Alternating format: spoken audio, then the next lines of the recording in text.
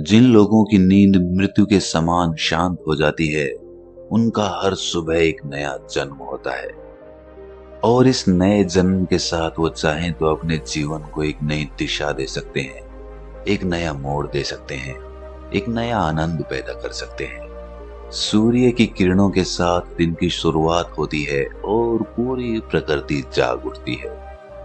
इसीलिए अगर अपनी सुबह को बेहतर बनाने के कुछ नियम आपको पता चल जाएं, तो आपका पूरा दिन आनंद और जोश के साथ बीतेगा।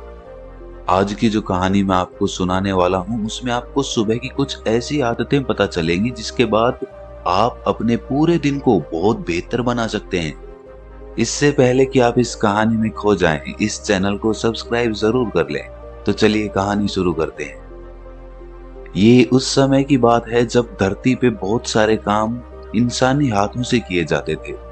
मतलब उस समय इतनी ज्यादा मशीनों का उपयोग नहीं होता था। इंसान खुद मेहनत करता था और अनाज पैदा करता था। आज के युग में तो बहुत सारी मशीनें आ गई हैं जो उन कामों को आसानी से कर देती हैं, लेकिन आज से तकरीबन 200 साल पहले ये काम इंसान ही किया करते थे। ऐसे ही एक गांव में मोहन नाम का एक युवक रहता था। खेती करना उनका खानदानी पेशा था। जहां पर मोहन के माता पिता बहुत ही मेहनती थे, वहीं मोहन बहुत ही आलसी युवक था। वो किसी भी काम को अच्छे से नहीं करता था, या यूं कहें कि उसका मन किसी काम में लगता ही नहीं था। उसके माता पिता को अक्सर उसके भविष्य के बारे में चिंताएं होती थी कि हमारे जाने के बाद ये कैसे अपना पेट भरेगा, कैसे मेहनत करेगा। उसको खूब डांट फटकार लगाने के बाद भी उसमें कोई अंतर नहीं आ रहा था। दिन ब दिन स्थिति और ज्यादा चिंताजनक होती चली गई। अब मोहन दिन में भी सोता रहता था और सुबह भी बहुत देर से उठता था। एक दिन मोहन के पिता को पता चला कि गांव में एक बौद्ध भिक्षु आया हुआ है और वो मानव शरीर के बारे में बहुत गहरे विषयों पर चर्चा करता है और उसको ठीक करने के लिए बहुत अच्छी औषधियां भी लेकर आया है। फिर क्या था, मोहन के पिता मोहन को लेकर उस बौद्ध भिक्षु के पास पहुंच जाते हैं। वहां पर पहुंचकर वो बौद्ध भिक्षु को प्रणाम करता है और कहता है कि हे महात्मन, ये मेरा 22 वर्षीय पुत्र मोहन है। मैंने सुना है कि आप शरीर संबंधी इलाज करते हैं। मेरे बेटे के कोई रोग तो नहीं है, लेकिन पता नहीं फिर भी क्यों वो बीमारों की तरह रहता है। किसी भी काम में उसका मन नहीं लगता और उसे बहुत जल्दी थकावट हो जाती है। कृपया करके मुझे बताइए कि अगर ये कोई रोग है तो मैं इसका क्या इलाज करूं। ये सुनकर वो बौद्ध भिक्षु उस युवक की नाड़ी की जांच करते हैं और उसके बाद उसके पिता से कहते हैं कि इस बच्चे को तो कोई भी रोग नहीं है, इसे केवल इसके आलस्य ने जकड़ा हुआ है। इसके बाद वो मोहन से पूछते हैं कि तुम सुबह कितने बजे उठते हो। ये सुनकर मोहन के पिता बीच में ही बोल उठते हैं कि महाशय, ये तो सुबह सूरज उगने के बाद तक सोता रहता है। उसके बाद वो बौद्ध भिक्षु पूछता है कि इतनी देर से उठने का कारण क्या है, क्या ये रात में देर से सोता है। इसका उत्तर देते हुए मोहन के पिता कहते हैं कि ये रात में देर तक पढ़ाई करता रहता है और इसी वजह से ये सुबह जल्दी नहीं उठ पाता।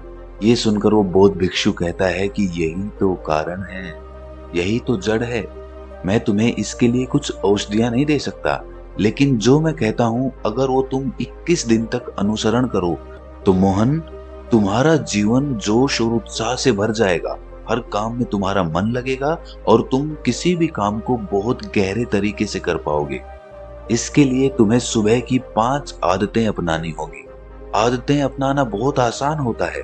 शुरुआत में 1-2 दिन तकलीफ हो सकती है, लेकिन उसके बाद तुम्हें उसी में मजा आने लगता है। सिर्फ शुरुआत के कुछ दिन कष्ट के सह लो, उसके बाद तुम्हारा जीवन ही बदल जाएगा। सुबह की उन 5 अनमोल आदतों की व्याख्या करते हुए उस बौद्ध भिक्षु ने कहा कि सुबह उठते ही सबसे पहले अपने आप के प्रति धन्यवाद व्यक्त करो। उस परमपिता परमेश्वर को धन्यवाद दो, क्योंकि उन्होंने इस प्रकृति के द्वारा तुम्हें इस शरीर का अनमोल तोहफा दिया है। हर इंसान को स्वस्थ शरीर तोहफे में नहीं मिलता। अगर तुम बाहर की दुनिया में देखो तो तुम्हें कितने ही विकलांग और कुरूप नजर आएंगे। इसीलिए हमारी सांसें अनमोल तोहफा होती हैं। पता नहीं कौन सी सांस कब अधूरी छूट जाए, इसीलिए इन सांसों में धन्यवाद का भाव प्रकट करें। इसके बाद खुले आकाश के नीचे आकर इस आसमान को, इन हवाओं को, इन पत्तियों को, इन सभी को धन्यवाद प्रकट करो। पंच तत्वों को छुओ और उनके भी प्रति अपना आभार व्यक्त करो। इससे तुम्हारा जुड़ाव इस प्रकृति के साथ बनेगा, जिससे तुम आनंद में भर जाओगे। इसके बाद अपने कमरे में झाड़ू जरूर लगाओ। इसका मतलब ये होता है कि सारी गंदगी अपने कमरे के बाहर, अपने दिमाग के बाहर कर रहे हो। और उसके बाद अपने कमरे में एक मिट्टी के दिए में एक तेल का दीपक जरूर जलाओ। इससे कमरे का वातावरण प्रकाशित हो उठता है, वातावरण में एक अद्भुत शांति छा जाती है। इस दौरान उस दीपक के सामने बैठकर आप अपने शरीर को छुओ, अपने बाल, अपने कान, अपनी आंखें, अपना मुंह जिससे हम मीठी वाणी बोलें, अपने कान जिससे हम शुभ वचन सुन सकें। इन सारे अंगों को छू छू कर उनके प्रति प्रेम का भाव अपने अंदर प्रकट करें। उसके बाद वहीं पर बैठकर अपनी आंखें बंद करके कोई भी ध्यान जो आप लगाते हैं उस ध्यान को पूरा करें।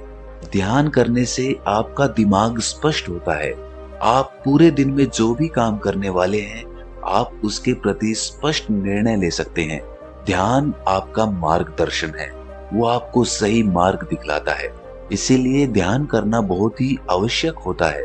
और इसके बाद हमारा पूरा दिन आनंद और तनाव मुक्त रहेगा।